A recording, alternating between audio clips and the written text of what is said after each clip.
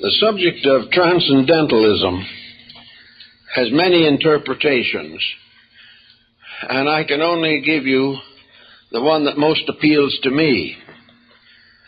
There are two general approaches to the subject. One is academic and the other is non-academic.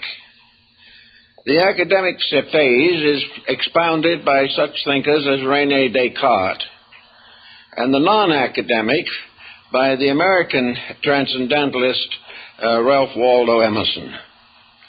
So we have two schools, one founded in an academic approach and the other in a mystical approach. Now, in my mind, the academic approach is false to the subject for one reason. You cannot make an academic approach to mysticism. It is itself a conflicting approach to the subject under consideration. Transcendentalism has been described as a philosophical and religious democracy. It approaches things not from the standpoint of authority, but of internal enlightenment. According to Buddha, who was in this phase of the subject definitely a transcendentalist, the individual must work out his own way of life. His directives must come from within himself. He cannot be completely under the leadership of an authoritarian religion. In other words, he cannot continue to exist within a pattern of dogmatic religious institutionalism. He does not wish to be told by some intermediary what deity wants for man. Then the Cambyses entered into the presence of the great Olympian temple. The priest came out to say to him, "We are the servants of this temple. What can we do for you?" And the conqueror said, "Whose house is this?" And the priest said, "This is the house of God." Then Cambyses says, "Man, step aside." And he went in alone. Now this, in a sense, expresses a metaphysical point of view. It is a point of view based, definitely, upon the inner experience of reality. That each person is constantly under the guidance of his own inner life. If he is early in the path of wisdom and does not have a very solid foundation, then the guidance from inside is gentle. If he is further advanced and becomes inconsistent with his own principles, then the guidance becomes more severe. And if he wanders too far from the paths of integrity, the guidance becomes dictatorial almost. But it is from himself. It is from the fact that within his own soul, the individual has the leadership of his life. Now this presents a number of interesting questions, some of which are not easily answered. First of all, we must say that from within the individual, there is a constant stream of impulses coming through into the personality. These impulses are not all right or all good. And the concept that everything that comes from the inside is good and everything from the outside is bad simply cannot be sustained by experience. The individual's release of his own internal guidance depends upon a series of preparatory disciplines. And now we can think in terms of the Neoplatonists of Alexandria and Athens. In other words, we can only bring out or bring through that which we can dominate by our own integrities. The beginning, therefore, of the inner or mystical experience of life is and must be self-discipline. Self-discipline, in this case, is not based upon an arbitrary theological point of view. This discipline is the moderation of personal conduct. It is the individual gaining gradual mastery over little things, the daily experiences of living. Discipline is not a magnificent theological adventure. Discipline is a daily, arduous preservation of principles. Unless the individual has attained discipline, he cannot depend upon the internal pressures of consciousness. He cannot take the soul guidance he needs unless he has made possible the natural and normal expression of the soul power through his daily life.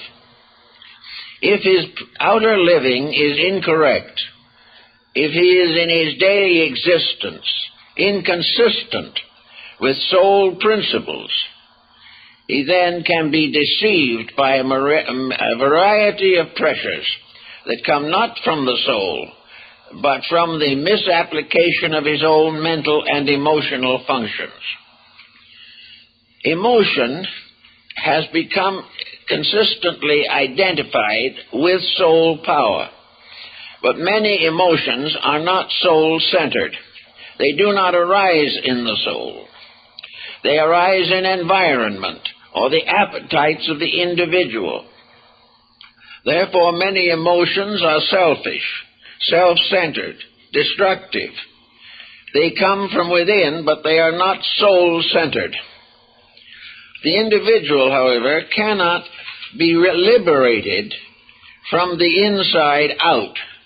He must begin by preparing his outer life to receive the true light of soul power. He must therefore overcome the hazards which will destroy or restrict the function of the soul factor. If he has a bad temper, it is a mistake to assume that an abstract spirituality will cure this. If he is selfish, he cannot simply proceed in spite of it. He cannot hope that soul power will overcome his selfishness. He must overcome it himself before the power of the soul can function through him. He must prepare the way. He must cleanse the inside of his own cup. He must do those things in daily life which remove from his daily activities those circumstances which prevent the natural expression of the good within himself. Consequently, we find most mystics who are really serious and do really want to have a breadth of understanding, living very simple lives. One of the great Transcendentalists of the 17th century was Jacob Boehme, the shoemaker. He continued to peg shoes to the end of his life. He never made any effort to become superior, to dominate other people, or to found a sect or a cult. He shared his knowledge with a few friends, and it was not until after his death that his teachings gained general recognition. It is the same in nearly all mystical circumstances. There is no doubt in the world that St. Francis de Assisi was a transcendentalist. He was one who was moved from within himself rather than moved by the church hierarchy which dominated his physical existence. Therefore, we may say, in a sense at least, that Buddha was correct when he speaks of the universe as a cosmotheism. In other words, he tells us that existence itself is a cosmic democracy. It is not an autocracy. It is not a divine power ordering all things and human beings simply obeying. In other words, God is not a dictator. God is not pressing the individual against his own will, because the moment a person moves apart from his own will, he is no longer actually expressing himself and can take no credit for virtues that are forced upon him, even if he can practice them. But in most cases, he cannot practice them. If virtues are imposed by theology or by law, the individual secretly disobeys them. He continues in his own way, hoping that an organization or an institution or a policy can bestow the spiritual growth that he feels he requires. So in this point of view, each individual is in a sense the master of his own life. If he is not the master of his own life, then he cannot be held responsible for his actions. A person pressed to do that which he does not believe to be right is not responsible for the consequences if he has made every effort that is possible to himself to continue in a proper course of action. Cosmotheism in Buddhism is simply the realization that there are two forms of government, autocracy and democracy. Most systems of theology are autocratic, whereas mysticism and transcendentalism are actually democratic. They allow the individual to realize that when he achieves something worthwhile, the achievement is his. Basically, there is an endowment within him, which Emerson and most others have represented as being a divine capacity. The individual has within himself a spark of the infinite. He has within himself a principle, an energy, which enables him to unfold a destiny of his own. This destiny is, of course, conditioned and limited by the universe in which he exists. It is further conditioned by the environment into which he is born. He is not able to be a free agent completely, but he is able to have what Aquinas calls a limited individualism, a limited determinism, the right to choose between those things that he can choose between, that which is best for himself. But if he makes the choice himself, then it is his responsibility, his opportunity, and his consequence. If this choice is forced upon him by others, then the power to grow himself is frustrated. So we have in metaphysical transcendentalism the concept of the individual having the right, the inalienable right, to grow according to the dictates of his own conscience. He has a right to select that which is the greatest good for him. Now, it may well be that he is not able to make such a decision. He does not know what is good for himself. He does not know whether the things he wants are proper or improper. He does not know the difference between aspiration and ambition. He is not sure how much he should sacrifice of worldliness in order to attain a condition of inward enlightenment. These decisions he is not certain about. He is not aware of how far he can trust his own nature. The answer, of course, is that he can trust his own nature to a very great degree if he does not permit superficial and unimportant factors to dominate him.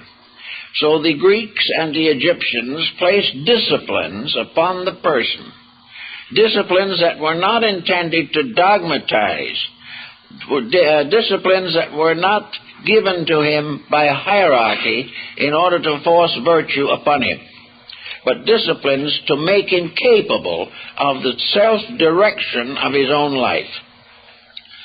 One of the problems that nearly everyone has to struggle with is the difference between ambition and aspiration. Ambition is usually a very physical, very mortal type of pressure. Ambition makes us want to be a leader over others. Aspiration makes us want to be true to the self within us. Ambition, therefore, ends in worldly controls. Aspiration in the disciplines of inner life. One of the great illumines of the past pointed out definitely that one of the safeguards to prevent us from making the mistake between ambition and aspiration is to realize humility.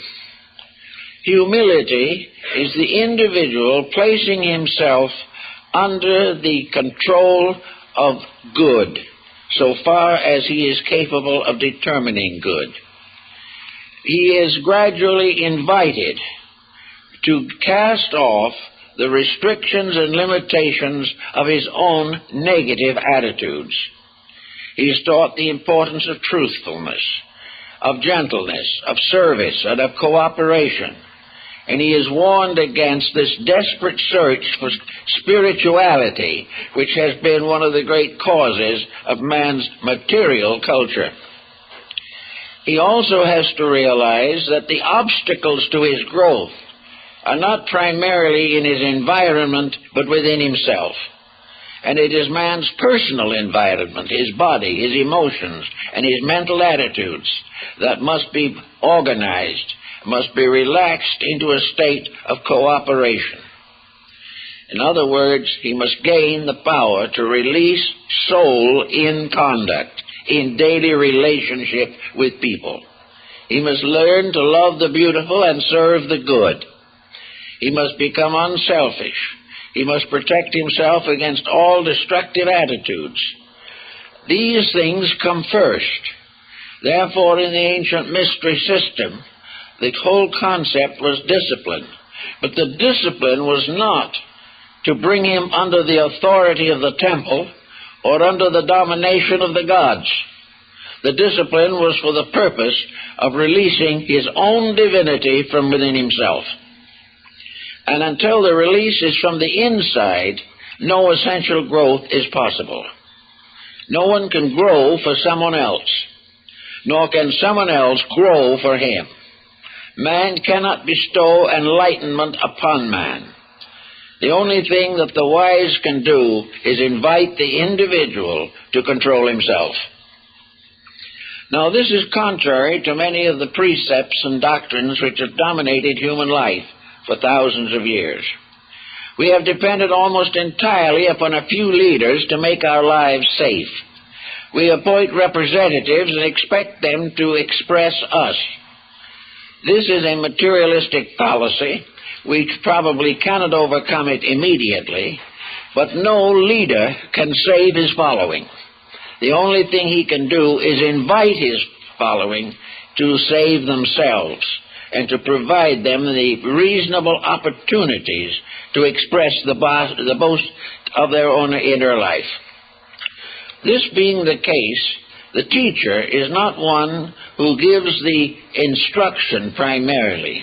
He is only the one who gives the person a certain number of basic rules to live by, which, if followed intelligently and with dedication, will help the person to help himself. In a democracy, we must all grow. We cannot depend for our security upon the growth of one or two persons. We cannot elect a leader who can be a substitute for the leadership of our own inner life. Emerson, Thoreau, and several of the group of the New England, Boston Transcendentalists were persons who had previously very orthodox religious backgrounds. But there was a gradual rebellion arising within them. Emerson rebelled against the domination of a more or less rigid clergy. And all over the world, people today are striving to rescue religion from theology. Theology was something in which religion served as an autocrat. Theology was what determined the individual's conduct by the will of an ecclesiastical hierarchy. In the Middle Ages, if he didn't conform, he was burned at the stake. There was not the intent to help him to release himself. He must obey a rule or a canon.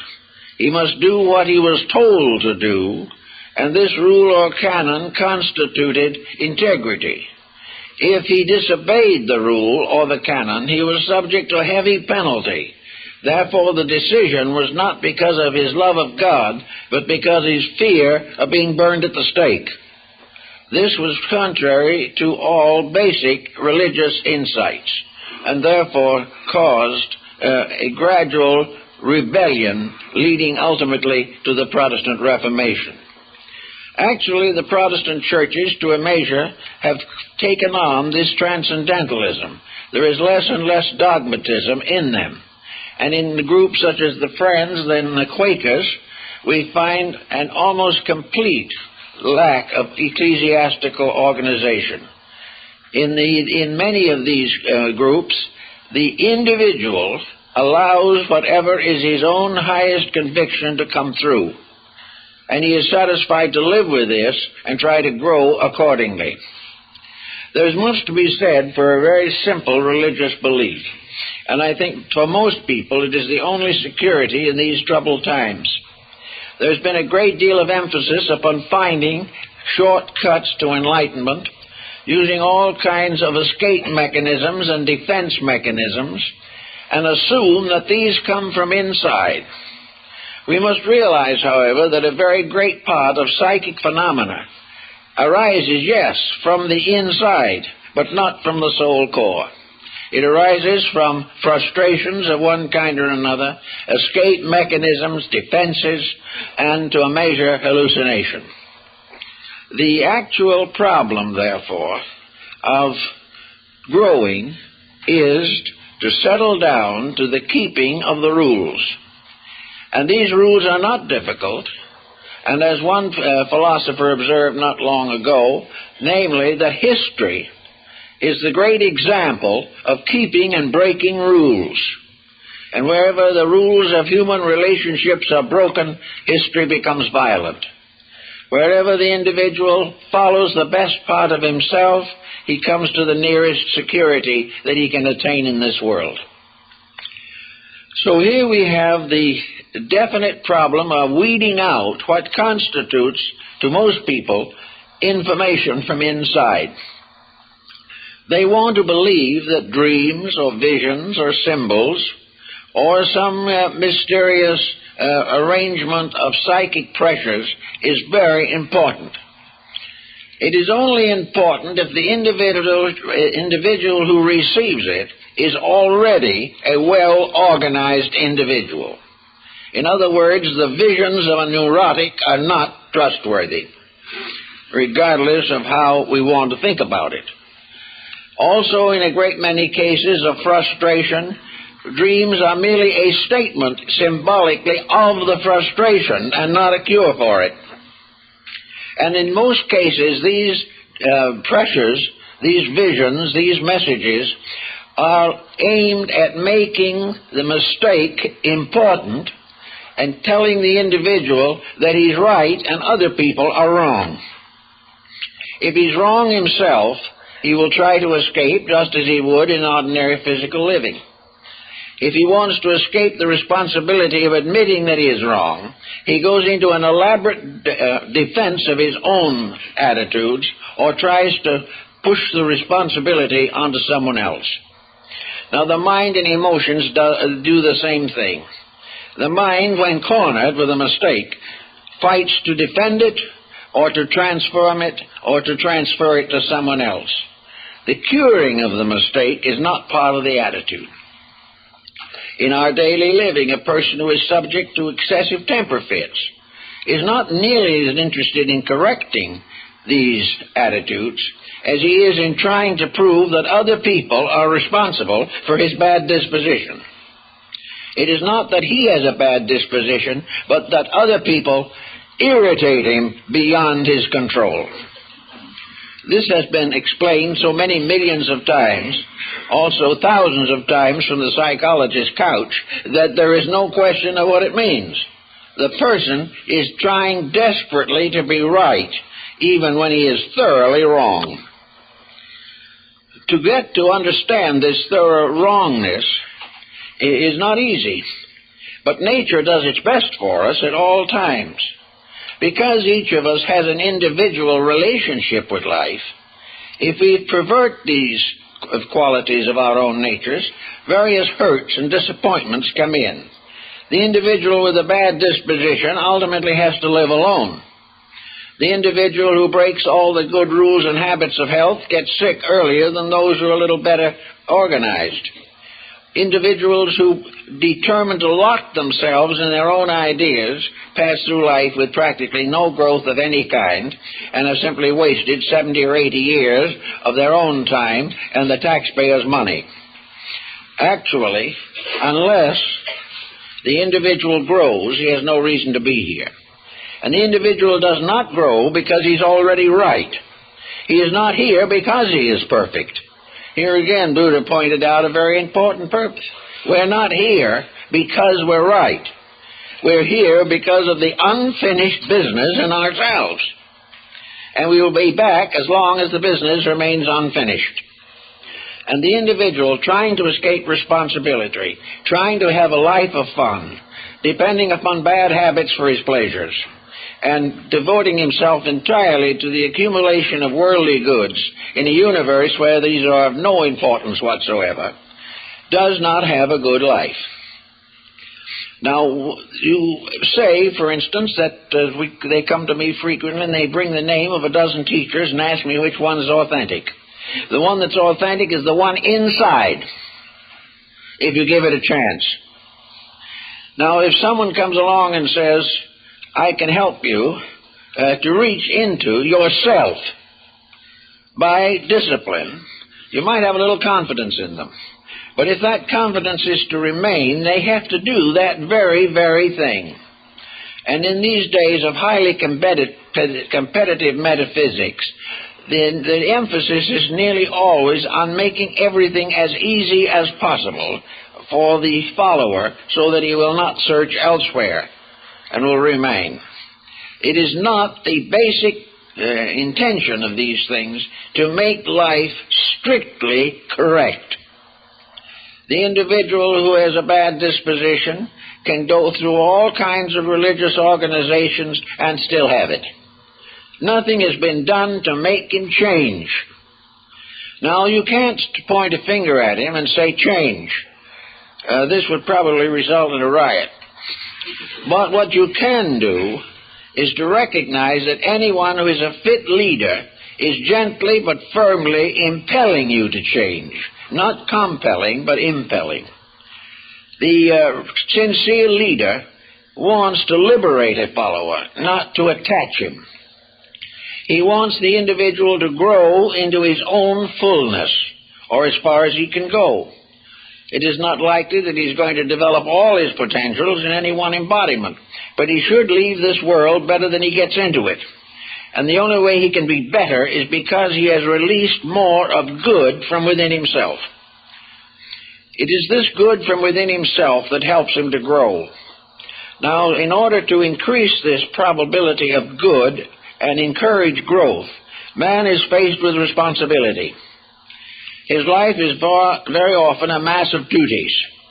He is continually being beset by situations that are difficult. So these become, in a sense, his trials, his tests, his obligations. The reason why he is beset with these difficulties is because he has not handled situations correctly. The situation that is difficult arises usually from his own inability to handle something that might have been good. Nature does not send false evils to us. Nature does not afflict us with anything that is beyond our comprehension to work with and finally to normalize. We are not simply being beaten by some strange cosmic force that wishes to bear down on us until we can't stand it any longer. All of these things require certain adjustments from within ourselves. And mysticism in general teaches the importance of adjustments, the importance of making things what they should be through a gradual process of enlightenment. The moment a problem arises, we have to estimate our own resources. Whatever we are, whoever we are, and whatever the problem is, the answer is in ourselves.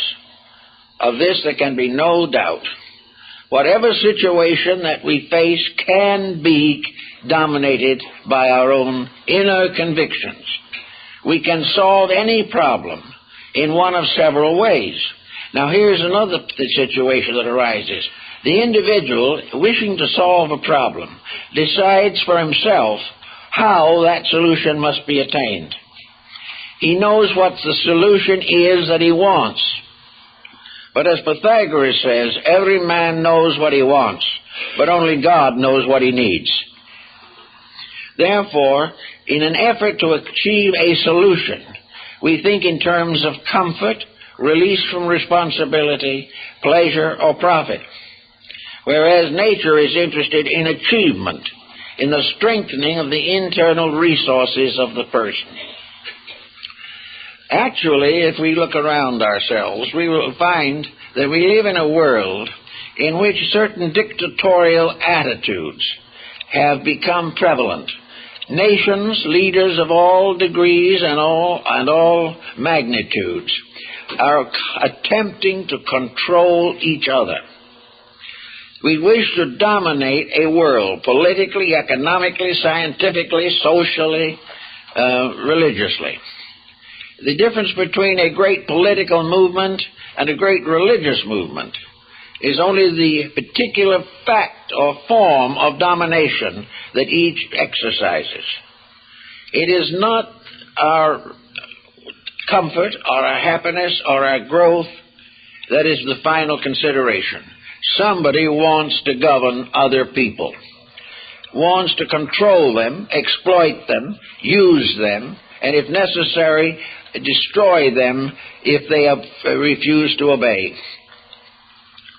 This is a wrong attitude to begin with, and therefore, as long as nations or individuals dominate in this way, the tragedy will never end.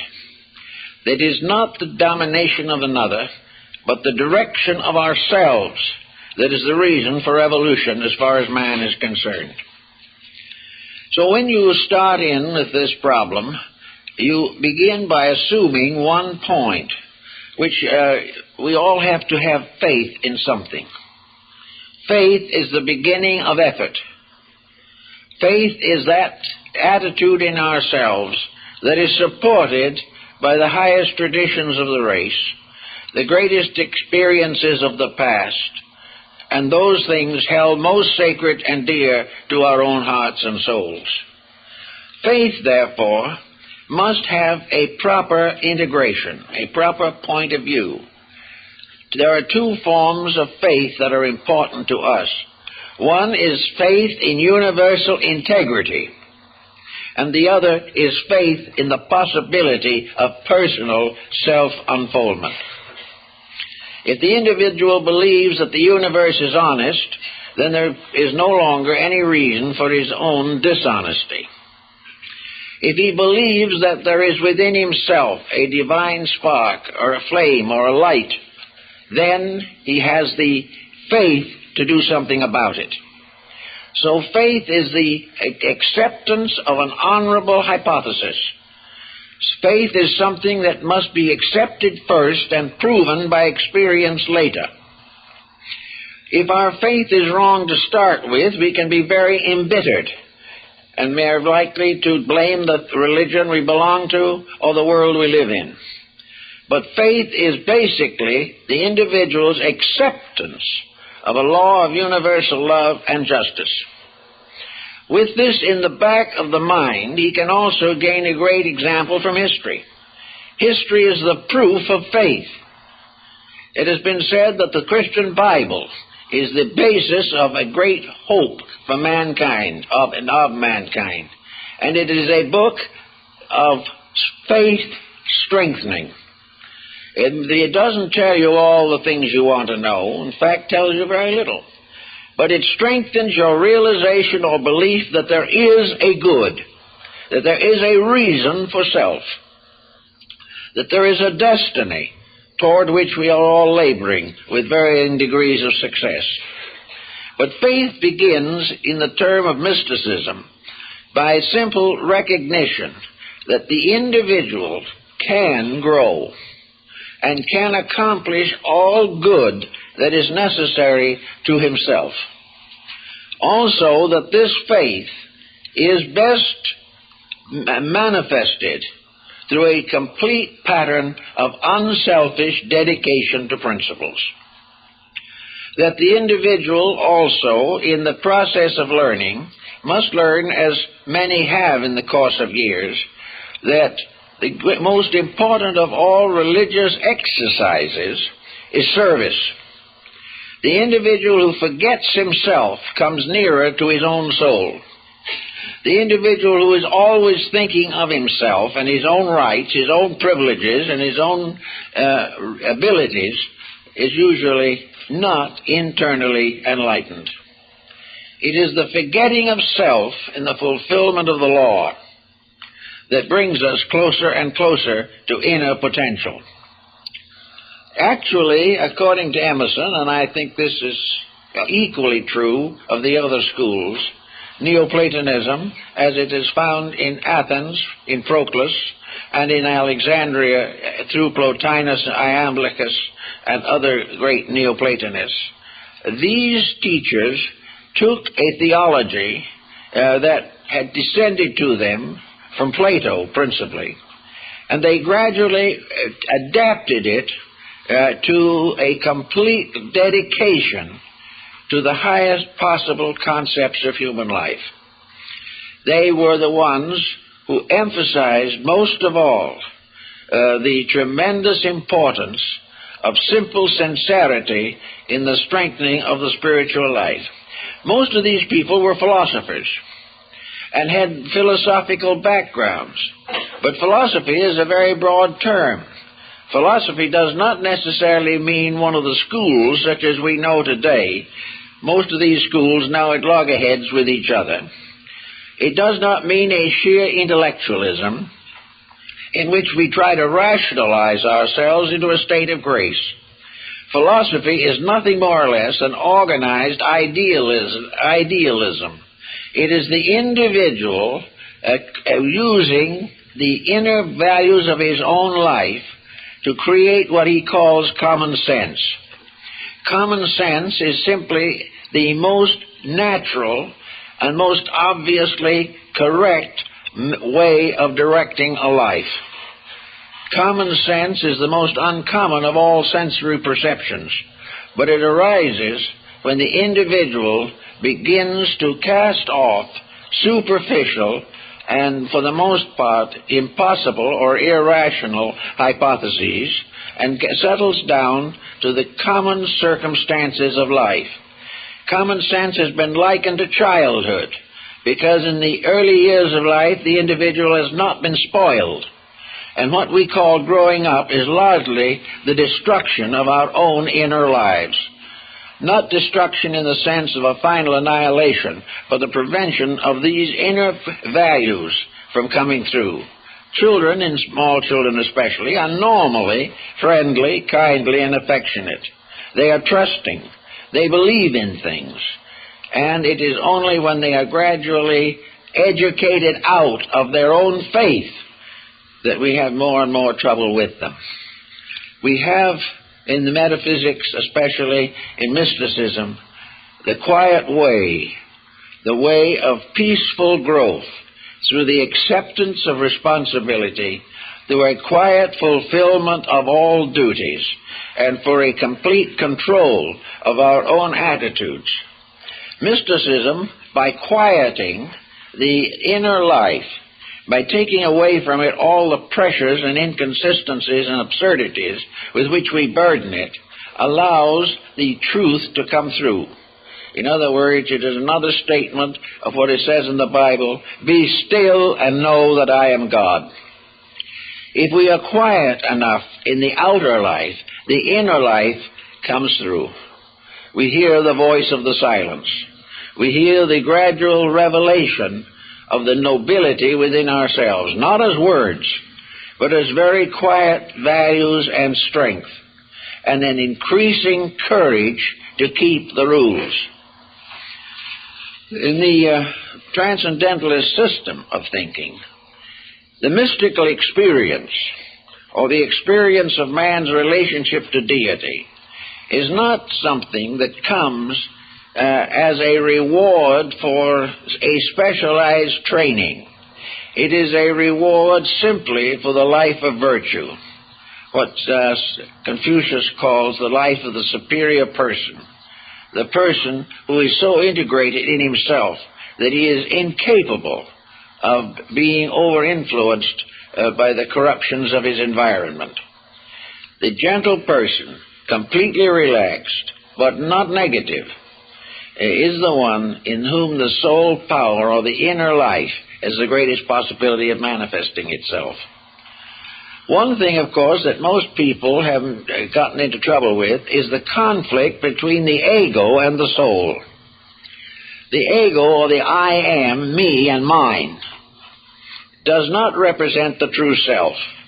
It has been demonstrated in nearly all systems of learning, mysticism, psychology, and religion, that the ego is a false god.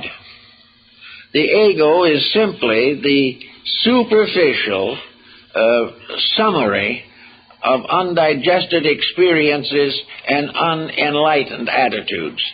The ego is a kind of self. It is the self that says, gimme, I want, I must have. The type of ego is that which tears down others to build up self. Ego has concern with riches, wealth, social standing, and very often with dissipation. The ego is a personal self, allowed to dominate the impersonal selves locked within it. The ego is the superficial outside of the human personality. It is that which most commonly dominates conduct and therefore most commonly mutilates conduct. The difference between the ego and the soul is that the ego lives in this world, thinks in terms of it, expects nothing beyond it, and wants to build into this material existence every satisfaction that is conceivable. There is no long-range plan, because to the ego there is no long range. Because to the ego there is no long range. There is simply the immediate comfort, whether it be by dissipation or by damaging other people. The ego is the source of crime. It is the source of practically every delinquency of the individual. These delinquencies arising from various negative attitudes or from the simple desire to succeed without effort. The individual who does not want to earn what he has and tries to take it some other way is a victim of his own ego. Of a sudden, the fallacy of it all bursts upon him. He can no longer live with his own external. The internal, frustrated perhaps for many lives, is gradually demanding attention because the external becomes increasingly uncomfortable. After you abuse the body long enough, it fights back. If you abuse life long enough, it turns against you. And sometimes in an emergency of that type, there is an extension of consciousness. This is the way in which most mystics interpret the conversion of St. Paul, who suddenly reversed his position because something happened whereby he was able to dominate his own ego and to transmute himself into a servant rather than being a master over outer things. He became a servant of inner things. Now this sense of ego as in conflict with the soul causes us again to ask a little bit more about the soul. Emerson and the Neoplatonists of Alexandria and Athens were of one mind on this particular point. The soul is a transcendent being, and this transcendent being is the key to the Transcendentalist concept of life. The soul is that seed of eternity which is sown in man at the time of his creation. It is the seed of the life that goes on from generation to generation.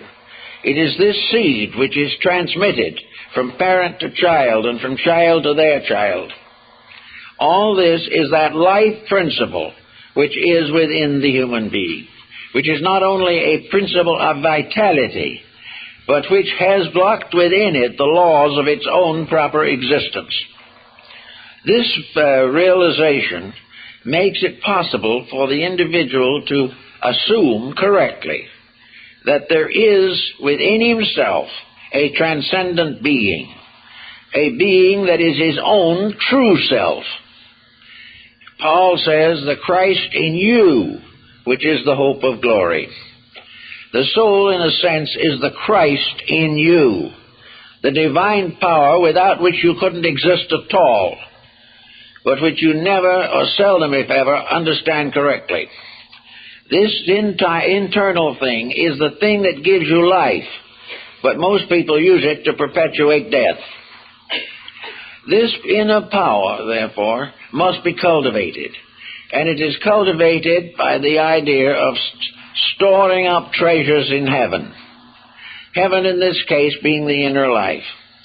The Greeks, Plotinus and Proclus, point out very clearly that the soul within the individual is the power not only to lead the life into the correct paths, but the power also to appreciate that which is good outside of self.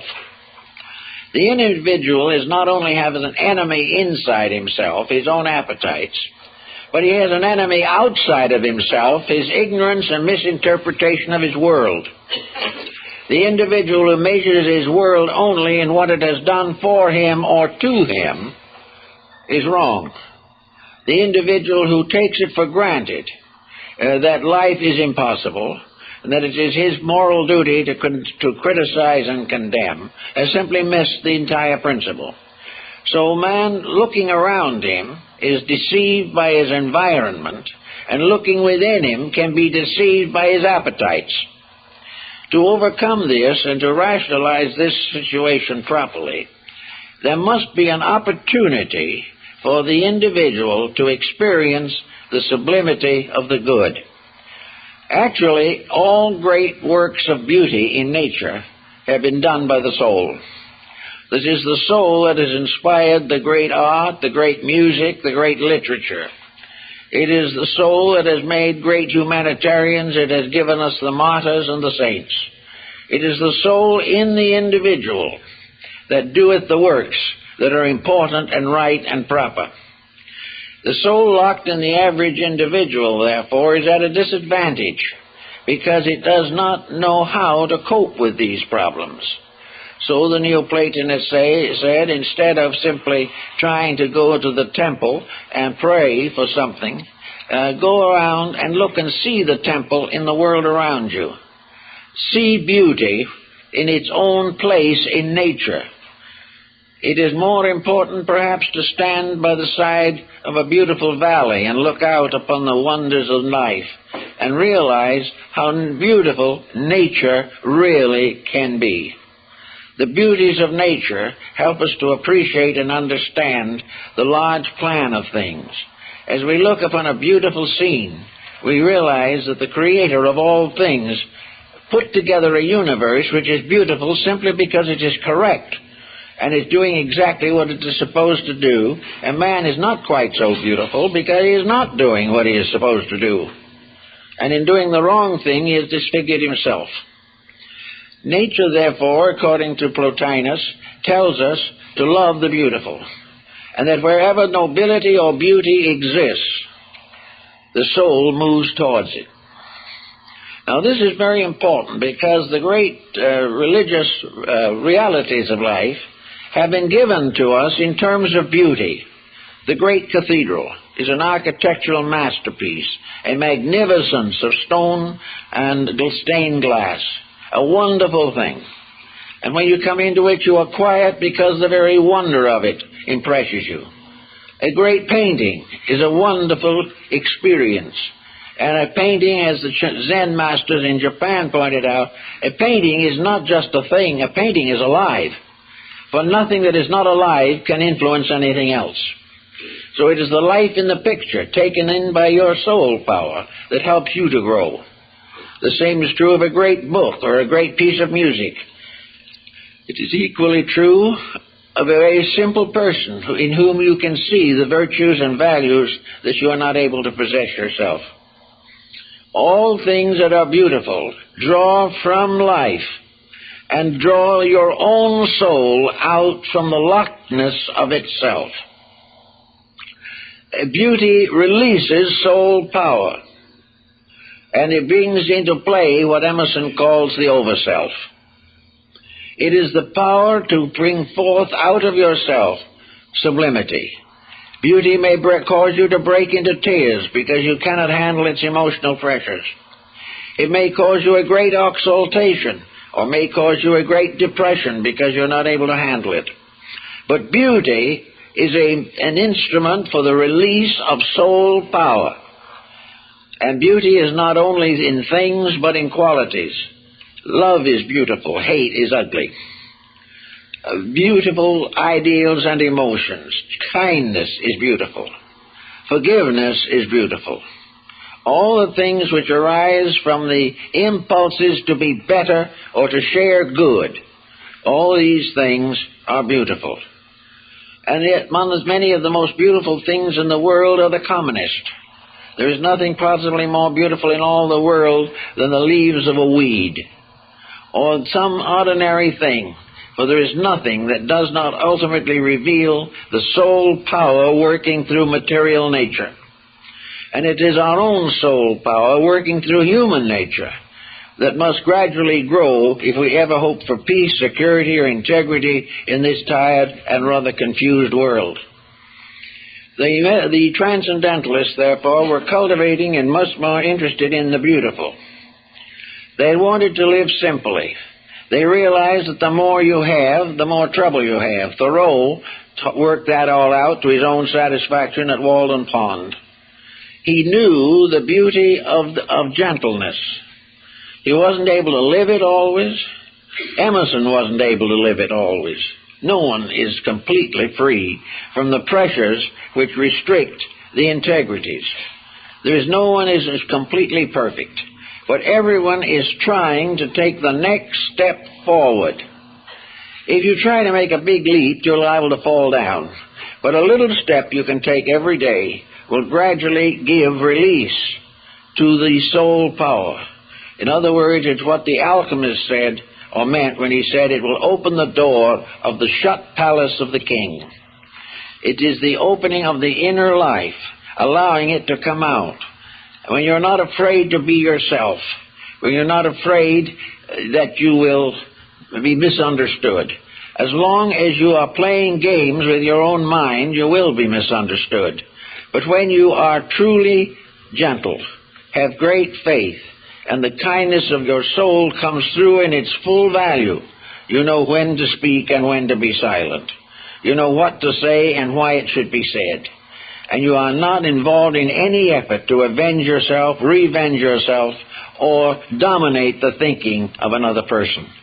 Everything moves in a very quiet way, and it is this path of the quiet way which is true mysticism. Mysticism is not something that you get by all kinds of fancy doctrines. It is not something that you rationalize or intellectualize. Mysticism is simply allowing the best of yourself to govern the rest. And when this happens, then you are truly a transcendentalist. You are a person in whom the spiritual values of life have gradually been released into their own maturity. Also, of course, it is rather obvious that if we believe in life after death, it is the degree of growth that we have achieved that we take with us. It is this degree of growth also. The peace that we have here comes to be the peace that we have in the life beyond. The early saints of the church were very much concerned with this thought. They believed that as this world is a terror to the ignorant, so life beyond the grave will be a terror to the ignorant when they die. But if the individual here has learned to love life, serve other people, be gentle, kind, and thoughtful, he will awaken beyond the grave in a world of peace and quietude, because it is his own life. The afterlife is merely an expression of his own life here while he is trying to grow. Now, in the effort to grow, people get all mixed up, as natural, because for some unknown reason, the last several hundred years, growth has been seriously retarded. Probably the cause for it all is karma. because many entities have been coming in here in the last 100 years that were involved in the tragedies of the previous 2,000 years. Man did not grow easily, or generously, or happily. He grew through wars and privations and pestilence and catastrophe, and he grew by constantly serving his own selfish purposes. Here we have it today. Today, as never perhaps before in the recorded history of the world, success is the only thing that counts. And the only success is in this world. The only success is to have that extra house now, the yacht, the swimming pool. These are success. And for these, the individual is perfectly willing to compromise his integrities, and you ask him why, and he says, well, why shouldn't I? Everyone else does. This is where the individual, however, is mistaken. What everyone else does has no actual influence upon him unless he permits it to.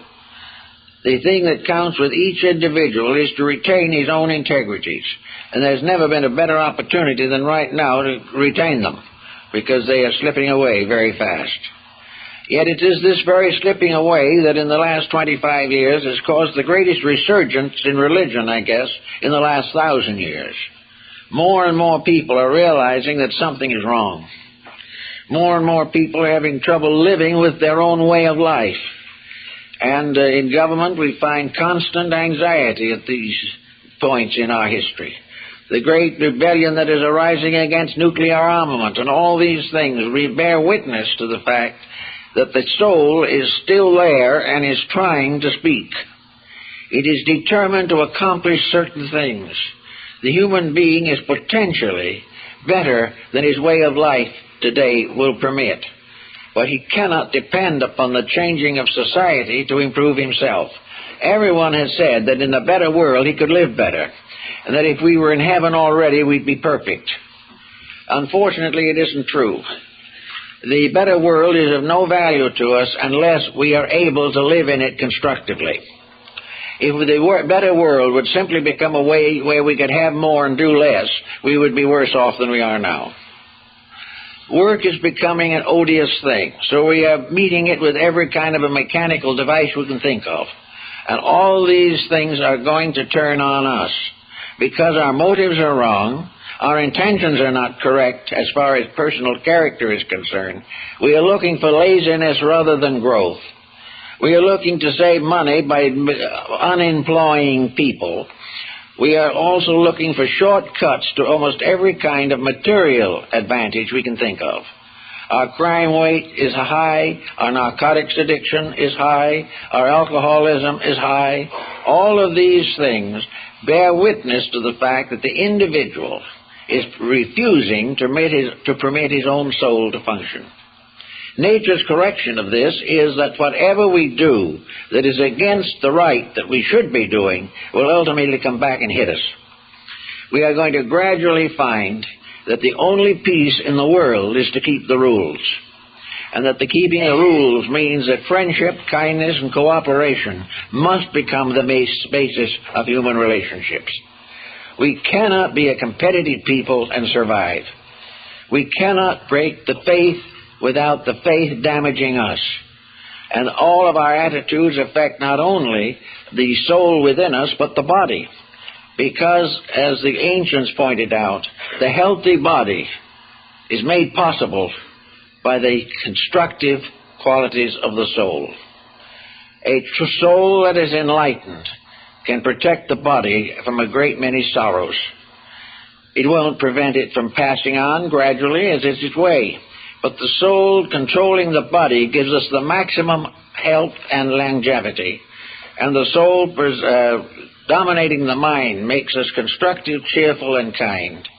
And the control of the soul over the emotions makes us loving, affectionate, friendly, and moderate in all appetites.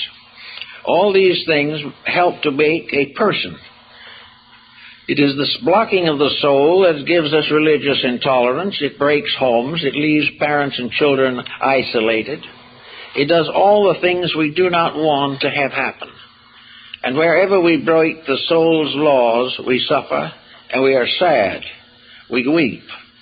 we realize that something is desperately wrong. There's no pleasure left in life for us because all our affairs go badly. But people do not realize, apparently, that this is all due to the fact that we have declared war upon the best of ourselves. We are determined to destroy that which prevents us from doing what we please.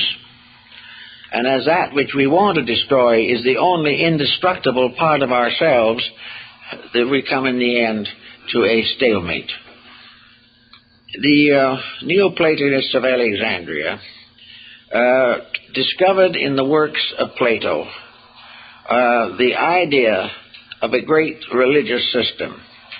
We are told by Proclus of Athens, who was the last of the Platonic successors, that Plato's philosophy was the outer cover for a religion.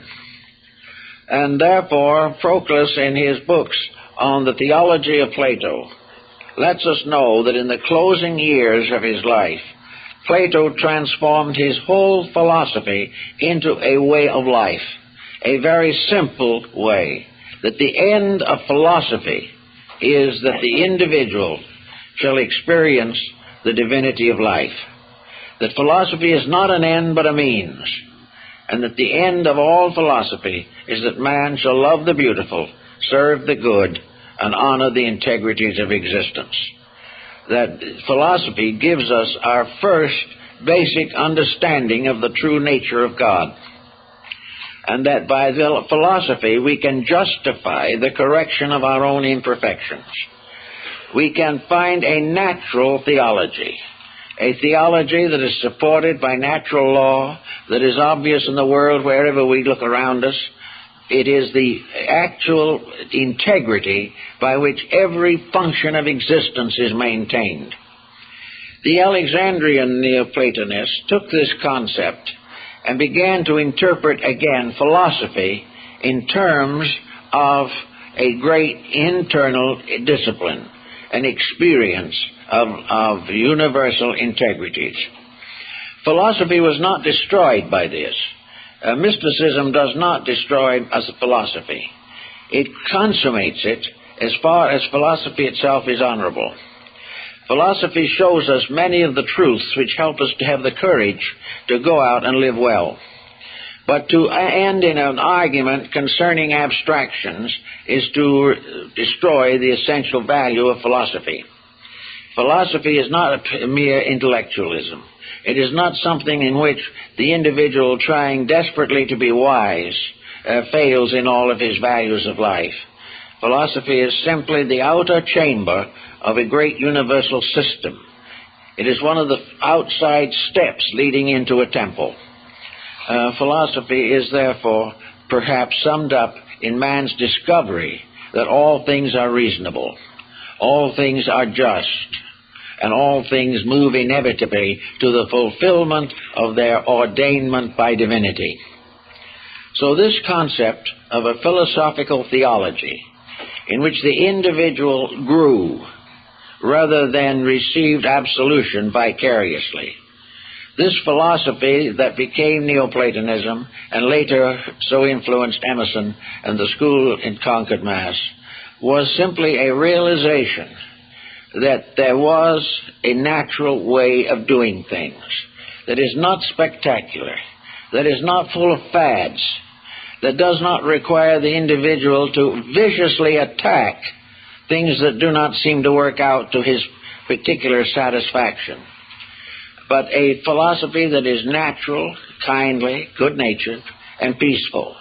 It is said on one occasion that Emerson, in an effort to prove his democracy, so to say, after all, he was the great American Brahmin, very much tradition-bound, but he thought that as a great evidence that he should have the maid and the servant in the house eat with the family at meals as a sign of the recognition of democracy. After about 3 or 4 times of this experience, the maid and the housekeeper asked to be relieved of this responsibility, as they had much more pleasure eating quietly by themselves and not becoming involved too much in family affairs. But apparently Emerson got the message. He realized, therefore, that his effort was wrong. He had tried to make a symbolic example of something, but he had not sensed the realities of life. He learned more from the fact that they didn't want to eat at the table than in anything else that he could have gained in the form of satisfaction for his statement of democracy. Things have to be what they are, but everything is what it is and can be beautiful. There is no reason why any truth should hurt anybody. The only person it can hurt is the person who doesn't believe in truth. But, on the other hand, to go around making cruel remarks against other people, this isn't a matter of truth. This is always ulteriorly motivated. There is spite, there is vengeance, there is some type of ulterior motive whenever we are unkind. We're trying to get some kind of satisfaction. We are trying to fulfill something in ourselves at the expense of other people. Neoplatonism and mysticism do not work on this particular level or in this type of thinking. Now, we have hundreds and hundreds of groups springing up now on all kinds of religious principles. Some of them are very good. Some of them are maybe good. And some of them are obviously not good. But they are all based upon some concept of something. All of them, finally, to fulfill a constructive purpose, must come back to the same rules. No system can grow or help other people to grow unless it helps the individual to correct his own mistakes. Unless he is impelled to be a better person, no organization can make him one. No organization can save him by taking him out of the thundering herd and isolating him on the top of a mountain. No divine plan can be fulfilled through the use of narcotics. All these various shortcuts, all these various original ideas, some of them are the result of metaphysical speculation, some of them probably of psychic activity. But any system that does not make the basic requirement, the requirement of self-improvement, and self-improvement in this case not becoming wiser in worldly things, but becoming better in the virtues of life. No system that does not teach the individual to escape from the pressure of his own attitudes can do anything of very permanent value. We have to break through the shell we have built, the shell of our own infallibility, the shell of our own uniqueness, the shell that we have been picked out by destiny for some noble purpose. All these attitudes must be gradually overcome. It is only when we overcome these things and become what we ought to be, natural human beings, that nature or the infinite can use us for some major purpose or project. Those who have done the most for the world have been those who have forgotten themselves and their own spirituality and tried to work every day for the benefit of the people. We also must expect no rewards. The reward is not in anything except growth. The final reward for the good deed is growth. We become better people. And because we are better people, we can do more for others. The whole problem of growth, therefore, is one of it being self-rewarding or self-fulfilling. We grow, and in so doing, become a little wiser, a little better, a little more beautiful within ourselves. Actually, according to the Greeks and the Egyptians, the human soul is the link between spirit and body. It represents the middle distance between the exterior world and the internal. Through the soul, the eternal moves into the temporal. Through the soul, the divine root of life becomes a tree and spreads downward to become the mortal world in which we live. All things are in their middle distances soul. That is why everything in its natural state is beautiful. The stars are beautiful, the sky is beautiful, the earth is beautiful. They are all symbols of a beauty which is normalcy, order, integrity, and justice. The soul, therefore, links man's spiritual and material life. In alchemy, it is the transforming and transmuting agency. It is that power by means of which it is possible for the human being to transcend himself. It is his link with the infinite.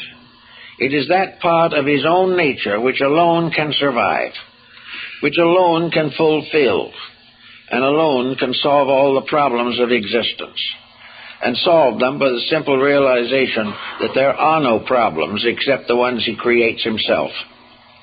So man living in a beautiful universe has a right to enjoy it.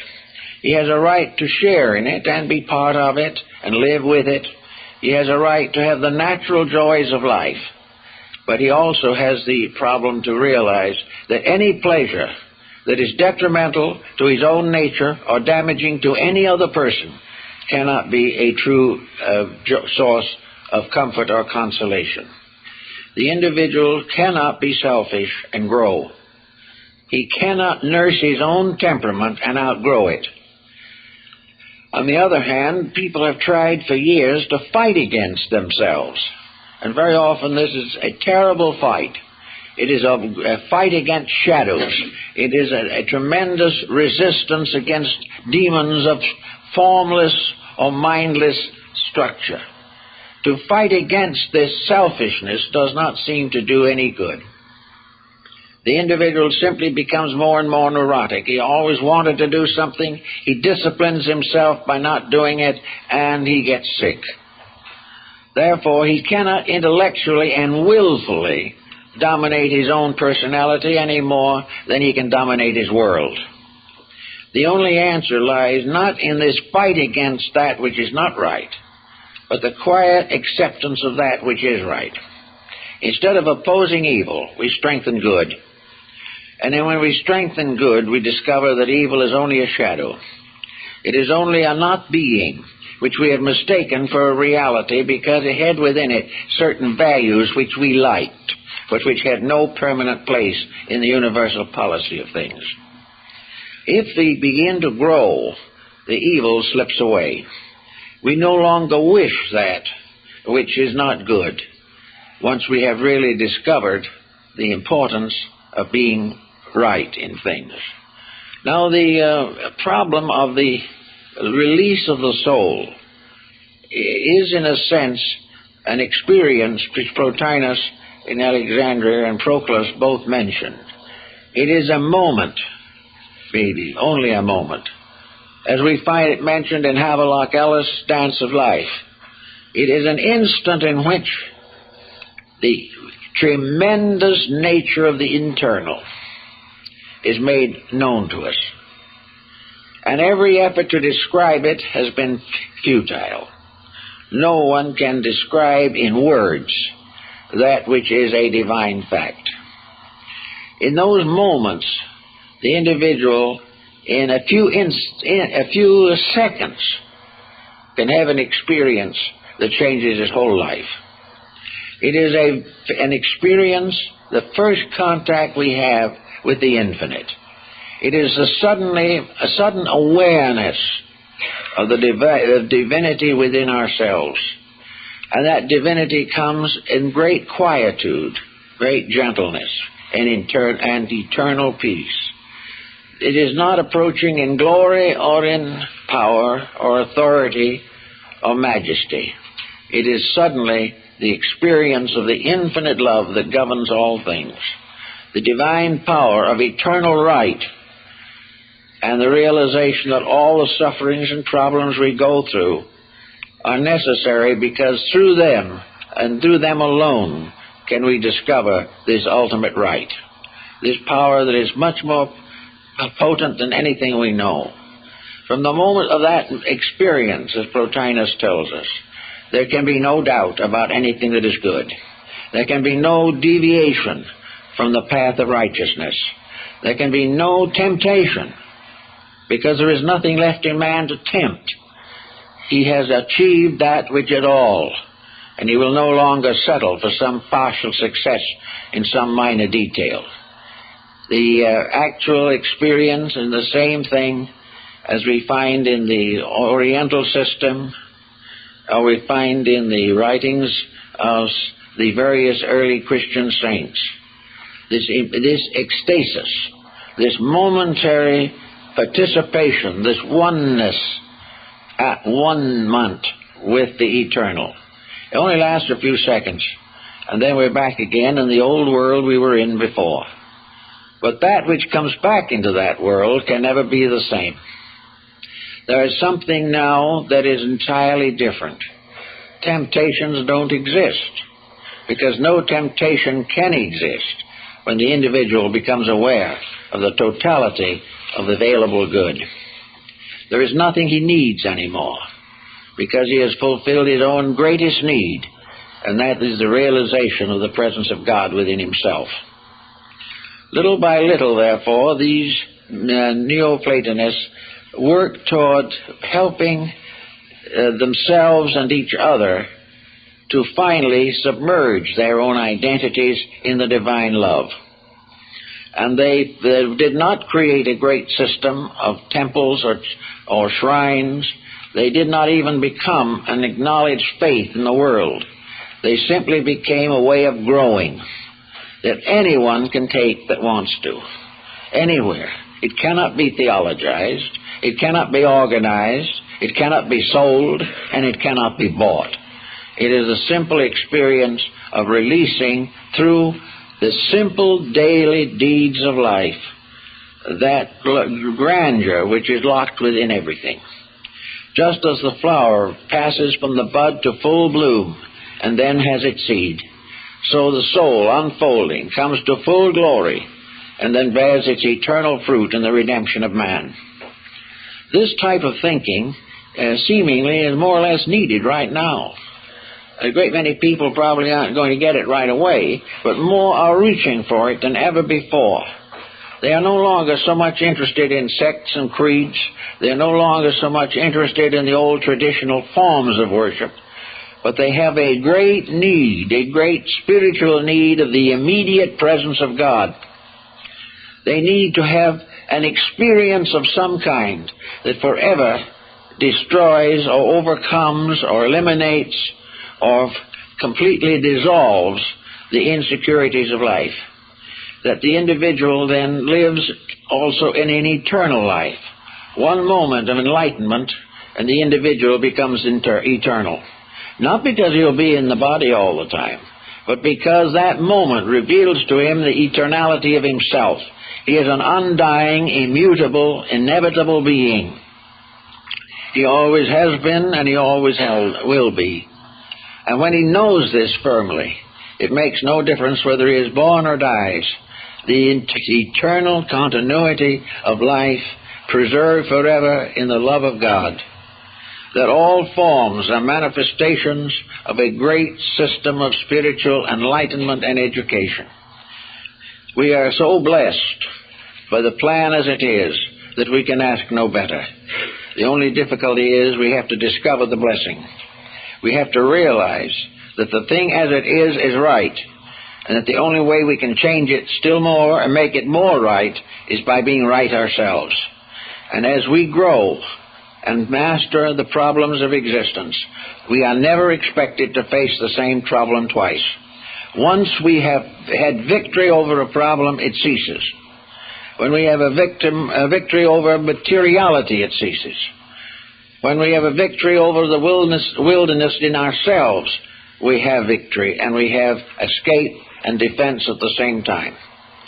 We are free of that which we do well and slave to that which we do not do well. Therefore, it is our constant duty and responsibility to learn more and more to do everything well that we possibly can. And in a very quiet, peaceful, and gentle way to go along growing as nature would have us grow. This is a very special day as it comes in each year, Mother's Day, and it is part of the great program of realization that all relationships in life are symbolic of soul relation. From the beginning of time, man has worshipped the principle of the Divine Mother. Every religion has had among its most principal deities a great feminine power.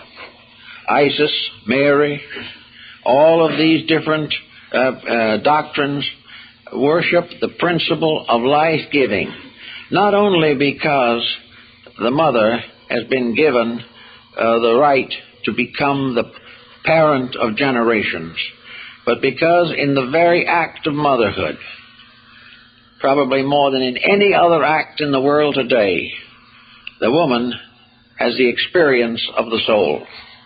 She has a moment of tremendous release of natural love, of protection, of gentleness, of dedication, of self-sacrifice. And the moment of birth is therefore one of the great mysteries of life, and comes perhaps among the natural functions of life the nearest to the revelation of soul power. In other words, the mother principle is, in a sense, the soul principle itself. And in almost all religions, the soul has been symbolized as feminine. The psyche of the soul is a feminine deity. And all in the religions of the world, it is the mother of mysteries. It is the great goddess of the Ephesians.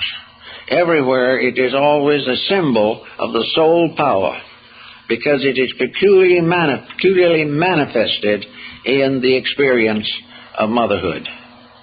So that at this day we feel it's perfectly wonderful and right to honor the mothers of the world, and to also encourage them to the greater fulfillment of the wonder that is in their keeping, and that their own destiny is largely influenced by this. And in the law of reincarnation, the alternation of sexes means in the end all souls have the double experience of fatherhood and motherhood. And together this becomes a parenthood, which is the parenthood of the soul over the body, and the parenthood of God, or the divine power, over the soul and the body. All this was part of an ancient belief, but it's a wonderful belief, and it is much happier and more cheerful than many of the beliefs that we have today. In other words, happy Mother's Day to all those. And if you have already come into maturity and have children growing up around you, be grateful and find in them a wonderful opportunity for the development of your own soul potential. And fathers, don't leave them out. They're in the picture too. They may have to wait till next embodiment, however, to go through it. In the meantime, thank you very much.